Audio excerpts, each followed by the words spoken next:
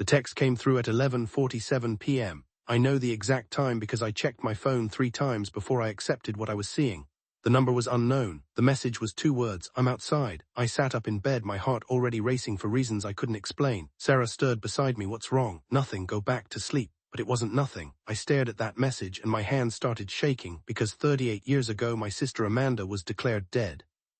I was 14 when it happened. She was 17. The official story was that she drowned during a camping trip with friends in northern Michigan. They found her clothes by the lake. They dragged the water for 3 days. The sheriff called it an accidental drowning, likely due to the strong current and cold water temperature. Her body was never recovered. My parents held a memorial service. There was a headstone with her name and dates in Riverside Cemetery. For 38 years, I visited that stone every year on her birthday, placing flowers and talking to the sister I'd lost. And now someone was texting me, claiming to be outside my house. I got out of bed quietly and moved to the window. My house sits on a quiet suburban street in Grand Rapids, Michigan. Streetlights illuminated empty sidewalks. I could see my neighbor's motion sensor light, currently dark. Nothing moved. I went downstairs. The rational part of my brain was already working through explanations. Wrong number, prank, some teenager playing games with random contacts. I'd simply ignore it and go back to bed, but I couldn't shake the feeling that pulled me toward the front door. My phone buzzed again. "I see you at the window, Thomas." My knees almost gave out. Nobody called me Thomas except family. Everyone else called me Tom or occasionally Tommy, but Amanda had always insisted on my full name. "Thomas sounds distinguished," she'd say. "You're going to be someone important someday." I stared at my phone. My thumbs hovered over the keyboard, but I couldn't type.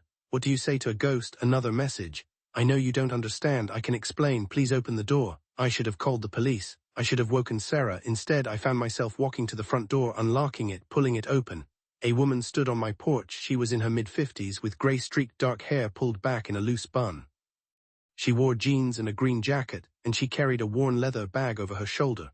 The porch light illuminated her face clearly, and I saw my sister, not as I remembered her, not the 17-year-old girl with bright eyes and her whole life ahead of her, but her face aged naturally the way she would have looked if she'd lived. Same dark eyes, same slight asymmetry in her smile, same small scar above her left eyebrow from when she fell off her bike at age 9. "Hello, Thomas." Her voice hit me like a physical blow, deeper than I remembered, worn by decades I'd thought she never had, but unmistakably hers. I couldn't speak, my throat had closed completely. "I know this is a shock. Can I come in? We need to talk, and I'd rather not do this on your porch where your neighbors might see." I stepped back automatically and she entered my house. My home, this woman who looked like my dead sister but couldn't possibly be her because that was impossible. She moved into my living room with disturbing familiarity, setting her bag down on my coffee table. She glanced at the family photos on the mantel, my wedding picture, photos of my 2 kids, a portrait of Sarah and me from our 25th anniversary.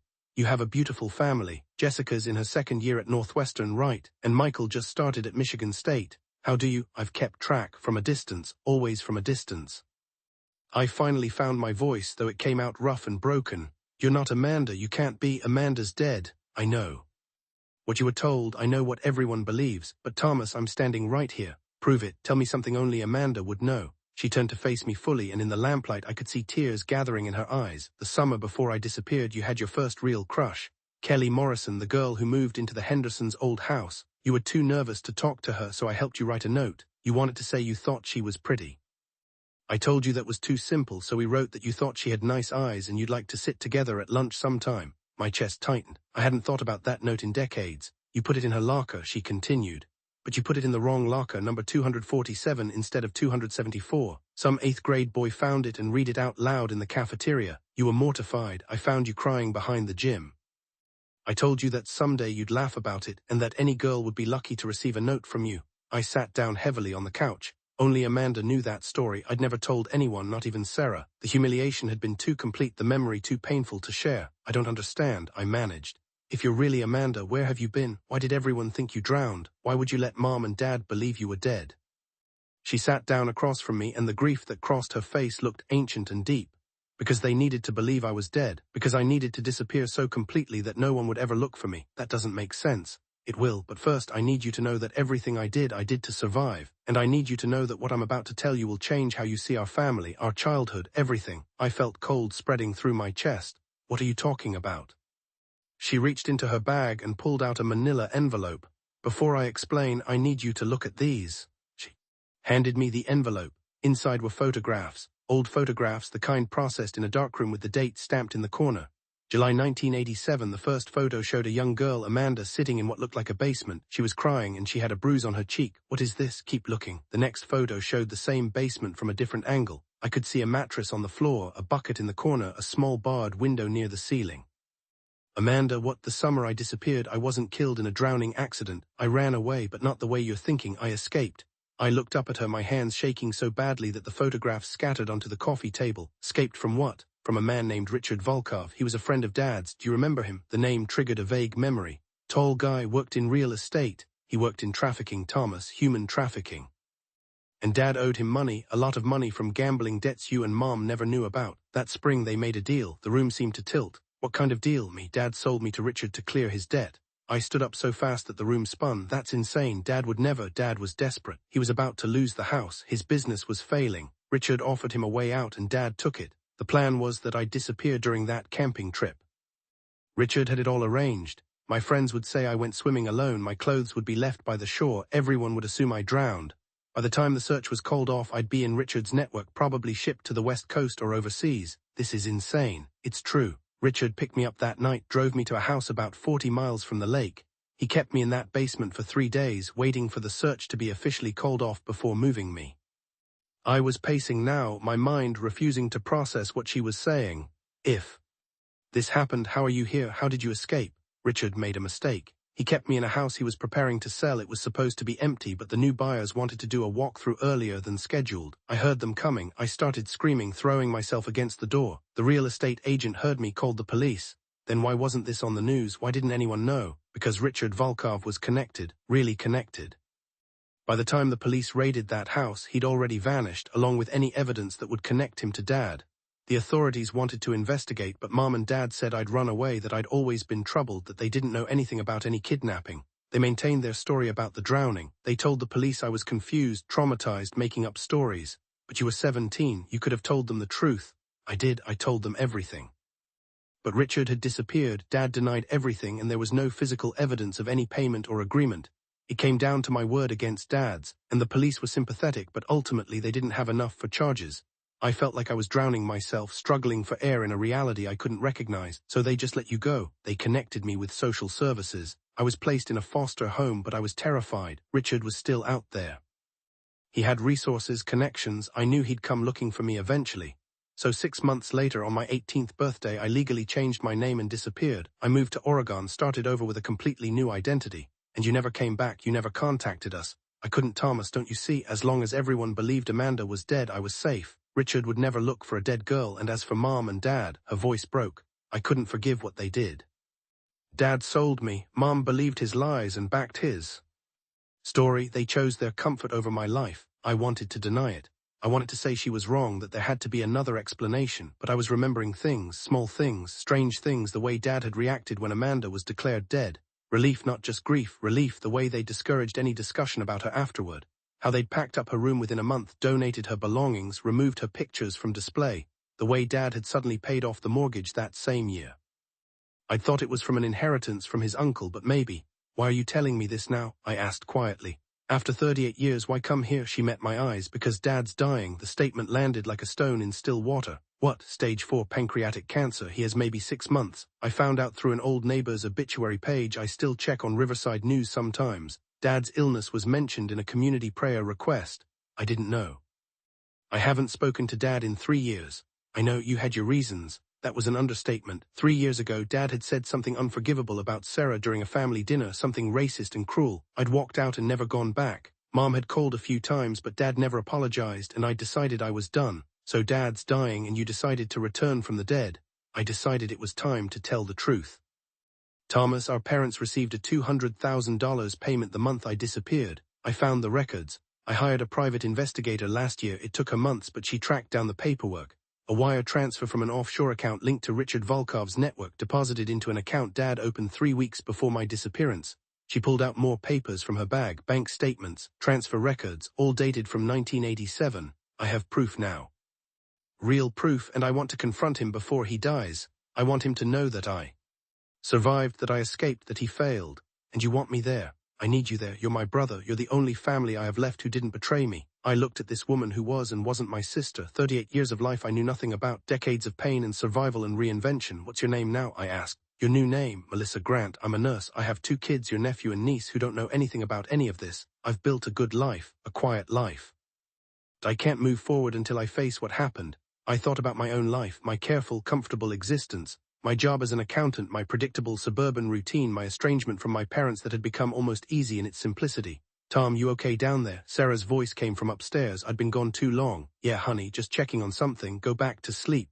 I looked at Amanda, at Melissa, and saw the question in her eyes. "I need time to process this," I said. It's too much. I understand, but Thomas, Dad doesn't have much time. If we're going to do this, it needs to be soon. When? This Saturday, 3 days. I've already reached out to a lawyer who specializes in historical abuse cases. She says the statute of limitations is passed for criminal prosecution, but there are other avenues: civil court, media exposure. I can destroy what's left of Dad's reputation. Mom's alive too, she'll be there. Good, she enabled it. She deserves to face it too. I walked to the window and looked out at the street, still empty, still quiet. Everything looked the same as it had an hour ago, but my entire world had shifted. "Give me your number," I said. "I'll call you tomorrow." She wrote it down on a piece of paper, actually wrote it like we were living in a time before phones, and handed it to me. "I know I'm asking a lot, but you're my brother. You're the only person I can trust with this." She moved toward the door, then paused. "Do you remember what you said to me the last time we talked before I disappeared?" I shook my head. I'd been 14 and stupid and obsessed with video games. I barely remembered that whole summer. "You told me that I was the best sister in the world and that you hoped you'd grow up to be half as cool as me. You said it after I helped you with that note to Kelly. I've held on to that for 38 years. Then she was gone, slipping out into the night as quietly as she'd arrived. I stood in my living room for a long time, staring at the photographs and documents spread across my coffee table. Proof of something monstrous. Evidence that my childhood had been built on lies and that my father wasn't the man I'd thought he was, but he wasn't a stranger either. I'd loved him once. Despite everything that had happened between us, despite our estrangement, there was still a part of me that remembered being small and safe in his arms.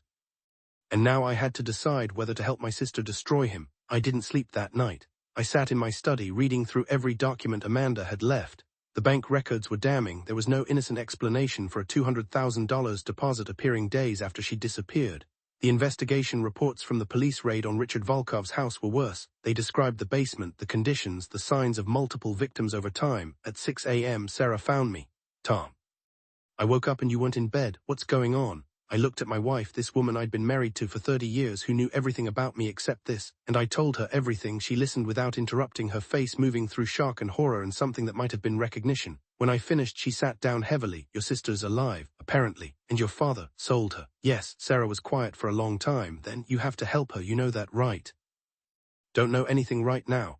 "Yes, you do, Tom. Think about what you'd want if you were her. Think about carrying that secret for 38 years. She needs you. But Dad's dying. Whatever he did, he's paying for it now.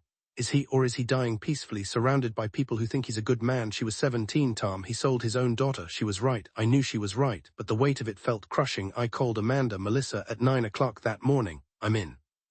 Whatever you need, I'll do it." I heard her breath catch over the line. "Thank you, God, Thomas, thank you. Tell me the plan." "Saturday afternoon, 2 p.m. I'll meet you at that coffee shop on Highland Street, the one near Mom and Dad's house. We'll go over together. I want you there when I confront them." "Will there be others?" "The lawyer you mentioned. She'll be present by video call. She wants documentation of everything that's said. If they admit anything, we can use it." "And then what?" "Then I decide what comes next. Criminal charges are likely off the table due to the statute of limitations, but I can file a civil suit. I can go public. I can make sure everyone in their community knows what they did. That'll destroy them. They destroyed me first." I couldn't argue with that. The next 3 days passed in a surreal haze. I went to work, but I couldn't focus. I sat in meetings and heard nothing. Sarah kept asking if I was okay, and I kept lying and saying yes. On Friday night, I told her I needed to visit my parents, that there were things I needed to resolve before Dad died. She offered to come with me, but I said I needed to do this alone. That was partly true. But mostly I was terrified of what was coming, and I didn't want her to see me fall apart. Saturday arrived cold and grey. I drove to Riverside, the small town where I'd grown up and where my parents still lived in the same house on Maple Street. I hadn't been back in 3 years. And seeing the familiar streets felt like visiting a museum of my own past. The coffee shop was new. It hadn't existed when I was a kid. I arrived 15 minutes early and ordered something I didn't drink. At exactly 2 o'clock, Amanda walked in. She looked different in daylight, more real, more like the sister I remembered, just aged by time and marked by experiences I'd never know. "You came." I said I would. We sat down at a corner table. She had a laptop with her already set up for a video call. Dr. Patricia Morrison, she said, gesturing to the screen where a woman in her 50s appeared. She's the lawyer I mentioned. She'll witness everything and record it. This feels like a trial. It is just 38 years late. We reviewed the plan. I would go to the house first, tell my parents I needed to talk to them and get them to agree to a family meeting. Then Amanda would arrive. Shock of seeing her would break through whatever defenses they'd built. With any luck, one or both of them would say something incriminating. What if they deny everything? I asked. Then we show them the proof, the bank records, the police reports, everything. And if they still deny it, Amanda's face hardened. Then I go public anyway. I contact every newspaper, every news station, every social media platform I can find. I make sure their final months are spent answering questions they can't escape. I didn't say what I was thinking, that this might kill Dad faster than the cancer. Maybe that was the point. We drove separately to Maple Street. The house looked smaller than I remembered, worn down by time and neglect. Dad's blue pickup truck sat in the driveway, same one he'd had for 20 years. Mom's garden was overgrown. I knocked on the door. Mom answered. She looked older, they both did, but her face lit up when she saw me. Tommy, oh my God, Tom, you're here. She pulled me into a hug that I didn't fully return. Hi, Mom, is Dad awake? He's in his chair, he doesn't move much anymore. Oh honey, I'm so glad you came, so glad you came before he dies. She didn't say it, but it hung in the air between us. I followed her inside. The house smelled like medicine and old coffee. Dad sat in his recliner, an oxygen tube in his nose, a blanket over his lap. He'd lost at least 50 pounds. His skin had a yellow tinge. He looked up when I entered, and I saw surprise flash across his face. Tom, hey, Dad. An awkward silence stretched between us. Mom hovered nervously. I'll make coffee, she said, fleeing to the kitchen. I sat down on the couch across from Dad. Up close I could see how much the cancer had taken. He'd been a big man once, strong and loud and commanding. Now he looked like a ghost of himself. Didn't expect to see you, he said. His voice was rough, weak. I needed to talk to you, both of you. There's something important we need to discuss. If it's about the money, I don't have any to leave you. Medical bills took everything. It's not about money. Mom returned with coffee I didn't want. She sat down next to me, her hands shaking slightly. What's this about, Tommy? I took a breath. There was no easy way to do this. I need you both to listen. Someone's going to arrive soon, someone you know. Before they get here, I need to understand something about the summer of 1987. Dad's face changed, just slightly, just a flicker, but I saw it. Fear. What about it? About Amanda. About what really happened. Your sister drowned, Mom said quickly. You know that. We've been over this 1,000 times. I know what you've told me, but I'm asking what really happened. Tom, this isn't appropriate, Dad said, his voice gaining some of its old authority. Your sister's been gone for decades. This is painful for your mother and me. Don't dig up old grief. What if she wasn't gone? What if she survived? The silence that fell over the room was absolute. Mom's coffee cup trembled in her hands. Dad stared at me with an expression I couldn't read. That's not possible, Mom whispered. Isn't it? Before either of them could respond, there was a knock at the door. I stood up. I'll get it. Tom, wait, but I was already moving. I opened the door and Amanda stood there, backlit by the afternoon sun. Hello, Thomas, she said, loud enough for my parents to hear. Are they ready? I stepped aside and she walked into the house. The sound Mom made wasn't quite a scream. It was something more primal, more broken. She dropped her coffee cup and it shattered on the hardwood floor. Dad tried to stand but couldn't. His face had gone completely white. No, he said. No, you're dead, you're dead. Hi, Dad. Hi, Mum. Surprise, I'm not dead. Amanda moved into the living room with calm, deliberate steps. She set her bag down, pulled out her laptop and positioned it so the camera could capture everyone. What is this? Mom managed. Tom, what's happening?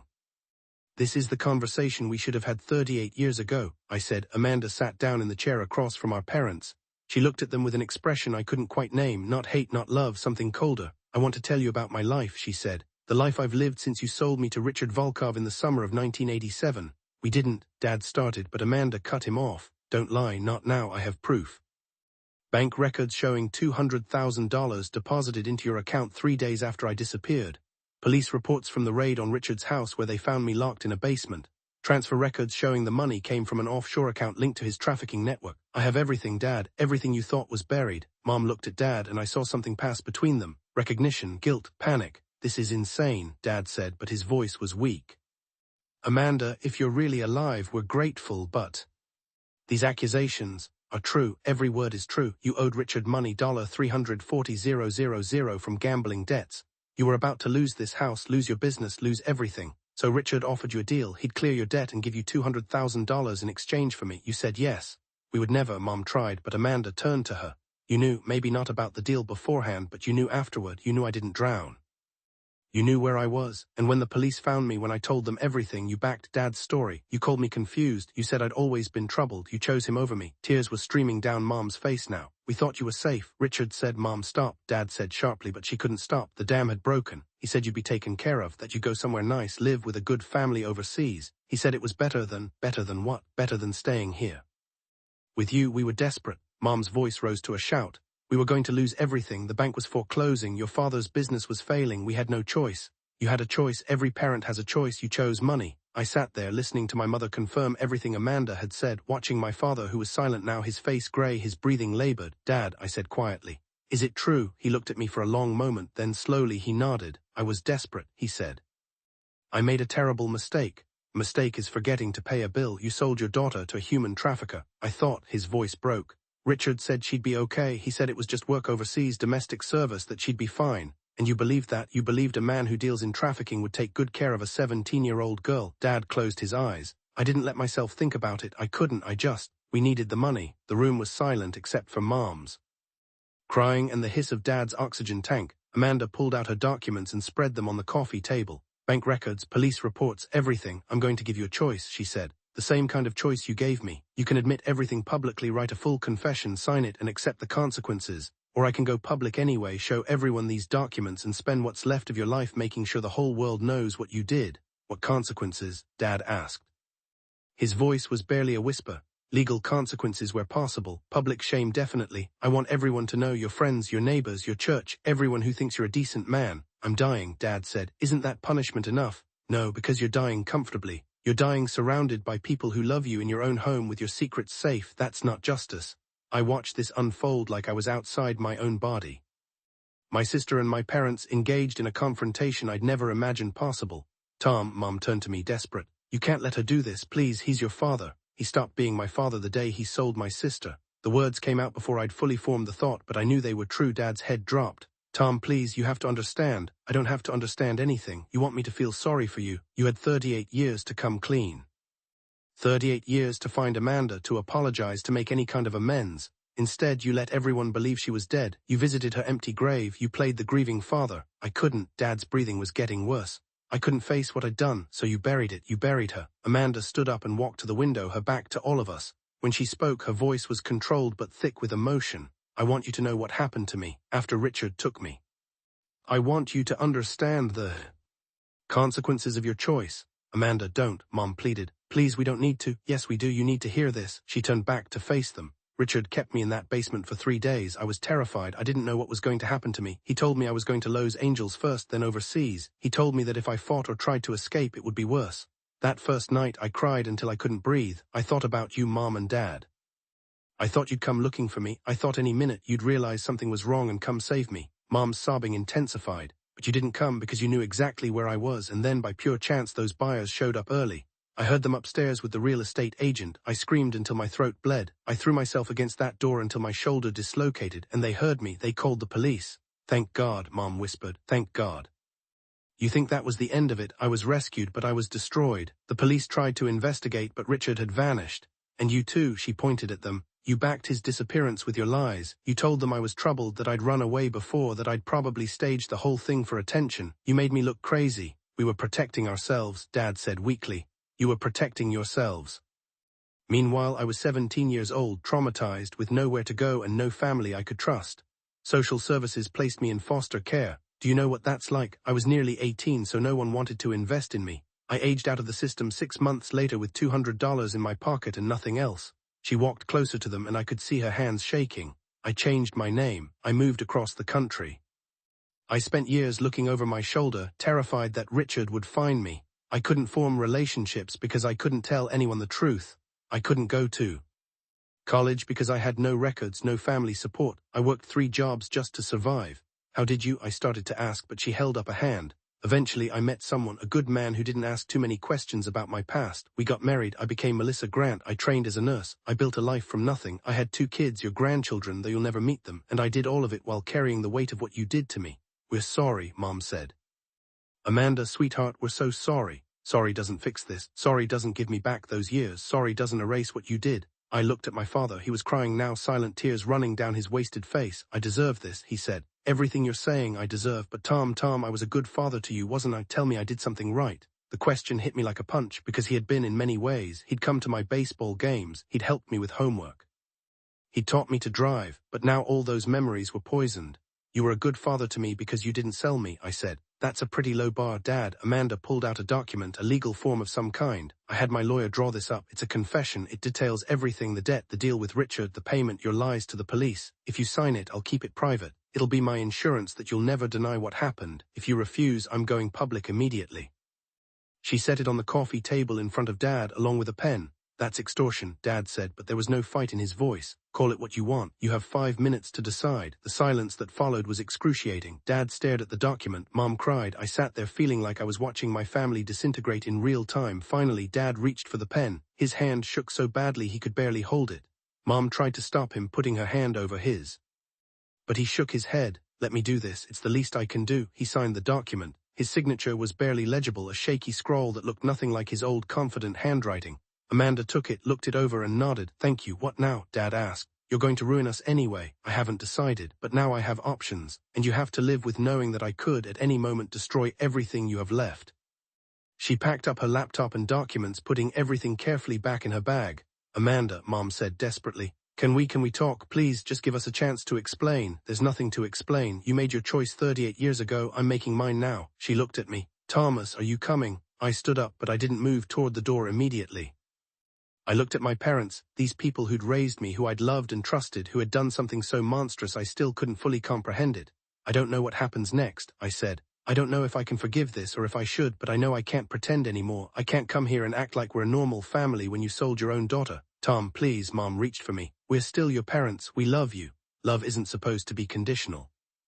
Love isn't supposed to come with a price tag. You taught me that, and then you violated it in the worst way possible. I walked to the door where Amanda waited. We'll be in touch, I said. Maybe, I don't know. We left together, stepping out into the cold afternoon. The door closed behind us and I heard Moms wailing through the walls. We walked to our cars in silence. When we reached them, Amanda turned to me. Thank you for being there. I couldn't have done that alone. What are you going to do with the confession? I honestly don't know. Part of me wants to burn their world down, but another part of me just wants to be done with it. I spent 38 years running and hiding. Maybe it's time to just let it go. Whatever you decide, I support you. She hugged me then, and I hugged her back, my sister, my living, breathing sister who I'd mourned for decades. Can we stay in touch? I asked. I mean, really stay in touch. I want to know you, the person you became. I'd like that. I'd like you to meet my family, your niece and nephew. I'd like that too. We exchanged phone numbers, real ones this time, not burner phones or secret messages.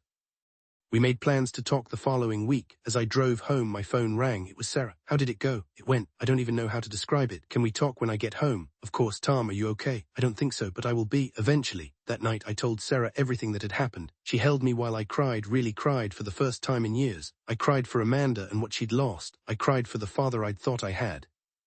I cried for the family that had never really existed the way I'd believed. Over the next few weeks, I talked to Amanda regularly. She sent me photos of her kids, my nephew Jason, who was 32 and worked as a teacher, and my niece Rachel, who was 28 and ran a small bakery in Portland. They were beautiful, accomplished people who knew nothing about their mother's past. Are you going to tell them? I asked during one call. Someday, when they're ready, when I'm ready. And Mom and Dad.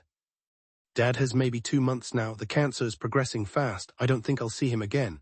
Do you regret confronting them? She was quiet for a long moment. No, I needed to look them in the eye and make them acknowledge what they did. Whether I ever use that confession or not, I have it. I have proof. I have my truth validated. That's enough. It has to be. 6 weeks later, I got a call from Mom. Dad had died in his sleep peacefully, she said. The funeral would be small. And private. Will you come? She asked. I don't know, Mom. Please, Tommy. He was still your father. Whatever else he did, he was still your father. I talked to Amanda about it. She told me to do whatever felt right, that she wouldn't be offended either way. In the end, I went, not for Dad, but for closure. For the chance to say goodbye to the man I'd thought he was, even if that man had never really existed. The funeral was sparsely attended. A few old friends, some distant relatives. Mom sat in the front pew looking small and broken. I sat near the back. The pastor gave a generic eulogy about Dad's life, his business, his hobbies, his dedication to family. Every word felt like a lie. I wanted to stand up and scream the truth, to tell everyone what he'd really been, but I didn't. I sat there in silence, holding my grief and my anger in equal measure. After the service, Mom approached me. Thank you for coming. I didn't do it for him. I know. She looked old, defeated. Tom, I know you'll probably never forgive us, but I want you to know that I've thought about Amanda every single day for 38 years. Every day I've lived with what we did. Good, you should. Will you tell me about her? Is she happy? I thought about Amanda, Melissa in her quiet life in Oregon, her husband, her kids, her career, the life she'd built from ashes. She survived. Despite you, despite everything, she survived and built something beautiful. That's all you need to know. Mom nodded, tears streaming down her face. Tell her I'm sorry. Tell her that's all I have left. Tell her yourself, you have her number now. Whether she answers is up to her. I left before the burial. I couldn't watch them lower Dad into the ground, couldn't participate in the ritual of mourning someone who'd done something unforgivable. I drove to Riverside Cemetery instead. To Amanda's fake grave, the headstone was still there. Amanda Christine Morrison. 1970-1987, beloved daughter and sister. A lie carved in granite. I stood there for a long time, thinking about the girl who should have been buried there but wasn't. Thinking about all the years of flowers and tears spent on an empty grave. My phone buzzed. A text from Amanda. How was it? Surreal. I'll call you later. Take your time. I'm here when you're ready. I looked at the headstone one more time, then turned and walked away. That grave would stay there, a monument to a lie. But Amanda, my real sister, was alive. She was free. She had won in the most important way possible. She had survived. 2 months later, Sarah and I flew to Portland. We met Amanda's family. We had dinner at Rachel's bakery, sat around Jason's living room, heard stories about a life I'd missed. Amanda watched us interact with her kids, and I saw peace on her face. Not complete peace, some wounds never fully heal, but something close to it. Later, after dinner, we took a walk together through a nearby park, just the two of us, brother and sister, reconnecting after decades. Do you ever regret coming back? I asked, confronting them. No, I needed to reclaim my story. For 38 years, they controlled the narrative. Everyone believed I was dead, and they got to play the grieving parents. Now I have the truth documented, signed, sealed. If I ever want to go public, I can. But honestly, Tom, I don't think I will. Why not? Because Dad's dead, Mom's alone. Going public wouldn't give me anything I don't already have. I have my life, I have my family, I have you back, that's enough. We walked in comfortable silence for a while, watching the sunset paint the sky orange and pink. I missed you, I said finally. All those years I missed my sister, I grieved for you, and now I have to grieve for what was taken from both of us. I know, I grieved too, for the brother I left behind, for the life I should have had. But we're here now, we're both here. Yes, we are. She linked her arm through mine, and we walked back toward her house where her family was waiting. My family now too. I thought about Dad then, about the choice he'd made that changed everything. About how one decision born from desperation and selfishness had rippled outward, destroying some things and unexpectedly creating others. Never forgive him. But I'd learned something through all of this.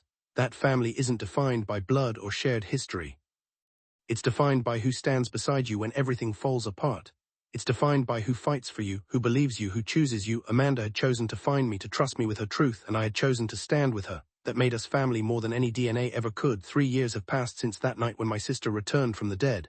We talk every week now. My kids know their aunt and cousins. Sarah and Melissa have become close friends. Mom reached out a few times, but Amanda never responded. I talk to Mom occasionally, brief surface-level conversations that feel more like obligation than connection. She's moved to a smaller apartment, sold the house on Maple Street. She seems diminished somehow, like the weight of her guilt has physically compressed her. I don't know if that's justice or just sad. Amanda still has the signed confession locked away somewhere. As far as I know, she's never shown it to anyone else. She didn't need to. The confession wasn't really about legal action or public shaming. It was about making them acknowledge what they did. It was about taking back her power. Sometimes I think about the girl Amanda was, 17, bright with her whole life ahead of her. I think about the woman she became, Melissa, survivor, mother, nurse, fighter.